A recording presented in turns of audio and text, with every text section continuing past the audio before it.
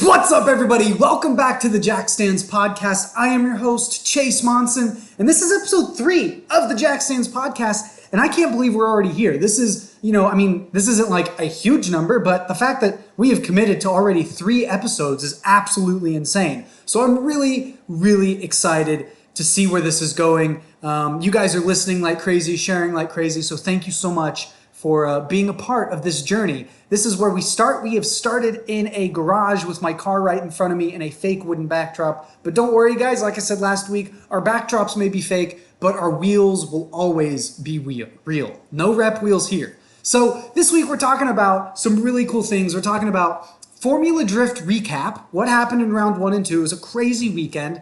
And also the 400z from Nissan. They just released a 30-second little teaser video teasing some really stylistic looks of the car, and I'm really excited about it. I think you guys will be too. I'm not sure what the rules are about putting the video in the video version of this podcast, but I'll look into it. If you guys don't see it in the video version, then be sure to go down to the description in this video and also in the audio version of this podcast and click that video and check it out because it's a really good one. It's 30 seconds. You guys got time for this really awesome video. Trust me.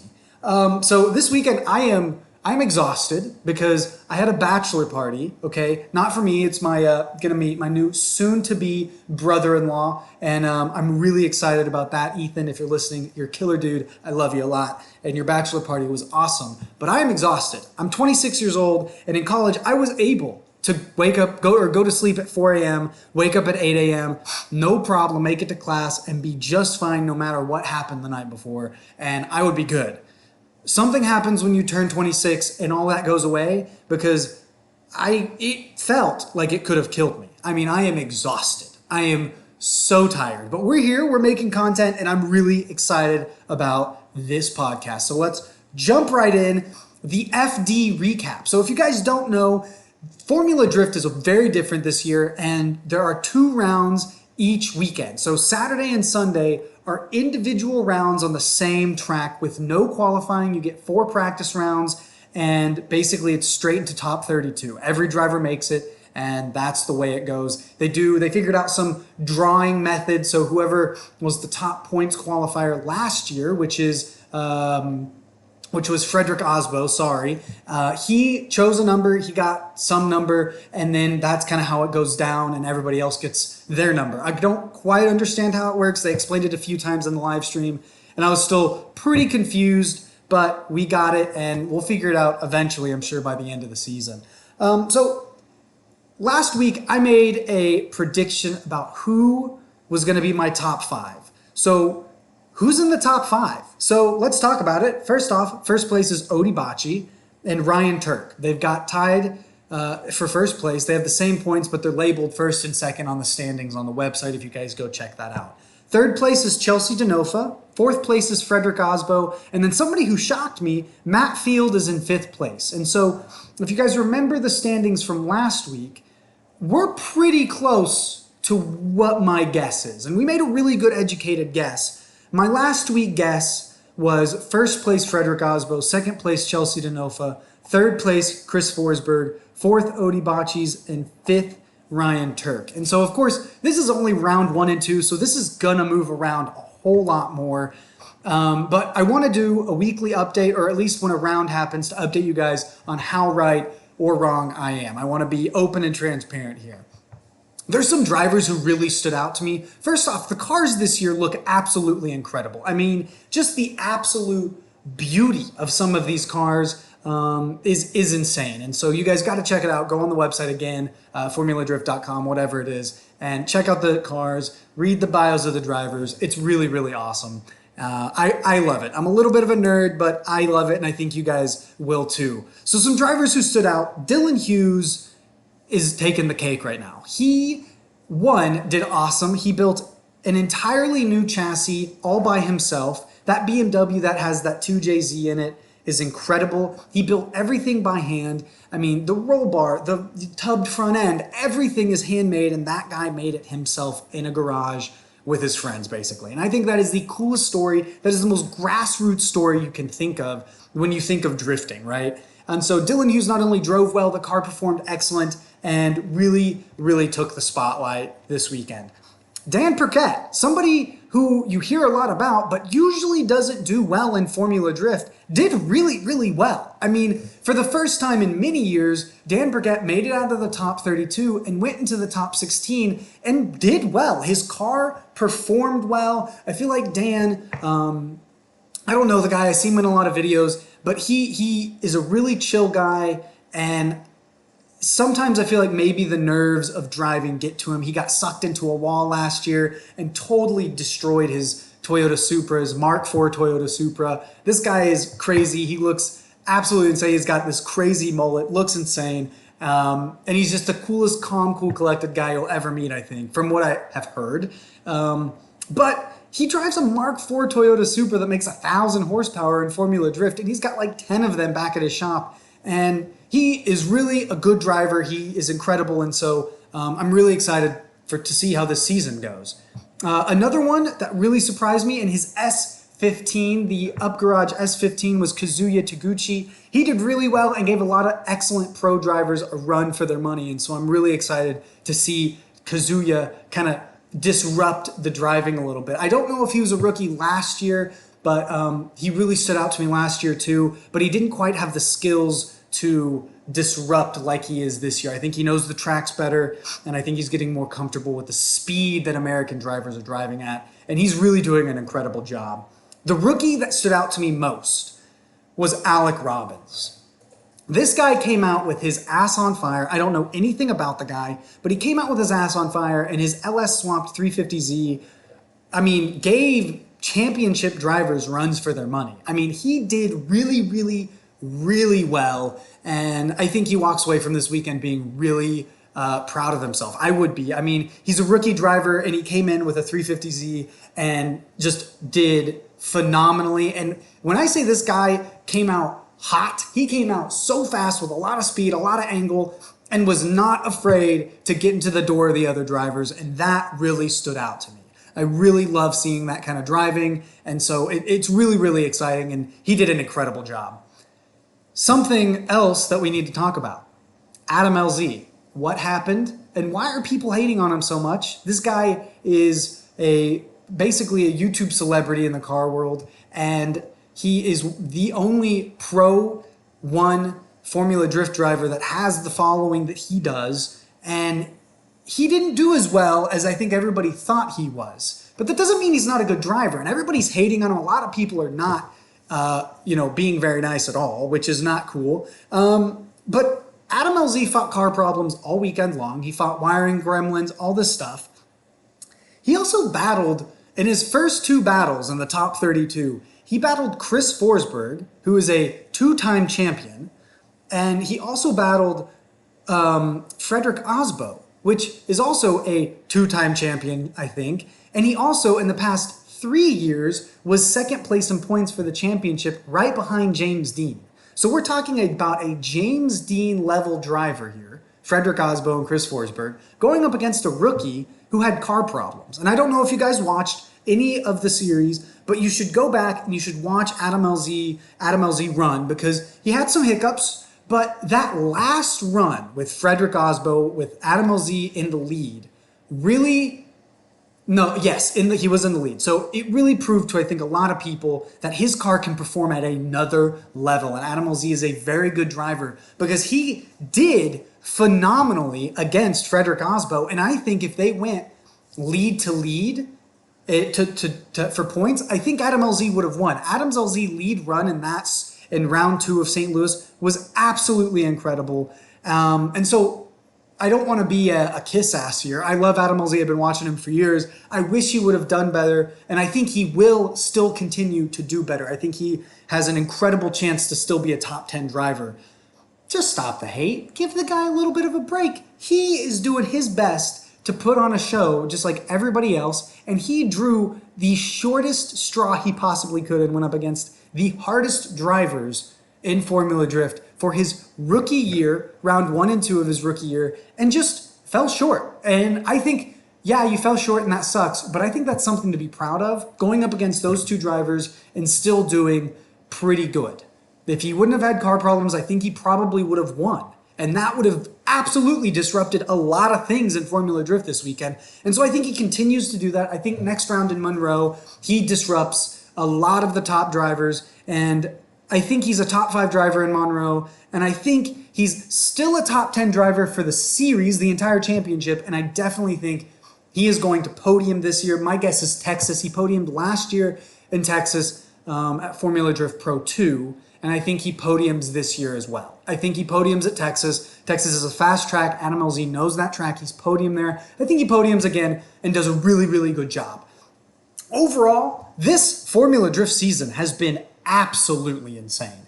And if it continues to go this way, I think it's going to be the most insane season we've seen yet. I mean, guys, listen, it's going to be crazy how crazy this season is. I mean, I don't even know what else to say about it because it's seriously blowing my mind, and it's blowing everybody's mind. It's so different, and I think it's really spicing it up a lot. And a lot of people are excited. At least I'm excited. I know I sound like a total fangirl about a sport that not a lot of people watch, but in the car world, a lot of people watch it. And I mean, it's incredible. It's really, really incredible. And I'm really, really excited for this season. It's going to be killer. And now we're going to move on to something a little bit different. We're going to shift gears. We're going to talk about something that's near and dear to my heart. As you all know, I own a 350Z Nismo. I'm a huge Z-Car guy. I love anything and everything Z-Car. And so when I found out that Nissan was going to be producing the 400Z, the next generation of Z-Car, I lost it. I'm so excited because there's all these leaks and these digital, forms of it, and it just looks so good, and it looks like the old school Datsun but in a new retrofit form. And I'm sweating. I'm so excited. By the way, I filmed this in my garage, if you don't know, and so it's hot in Texas, it's hot in this garage, and when I get excited about something, I just start sweating. And so I'm sweaty, bear with me, but guys, I'm so excited. If you guys see my forehead glistening in the camera, just ignore it and move on. Don't need to comment, it's okay. But guys, I am so excited about the 400Z. I think it's going to outdo the Supra in a lot of ways. And I'm just really excited for that. So what's exciting? What's the exciting news that's going on with the 400Z? Well, this past weekend on September 7th, Nissan unveiled a really cool teaser video of the 400Z. And we're going to go into it a little bit. I want you guys to go watch that video because it's only 30 seconds. Take the time and watch it. So something we learned is where they're getting some of the styling cues for the car.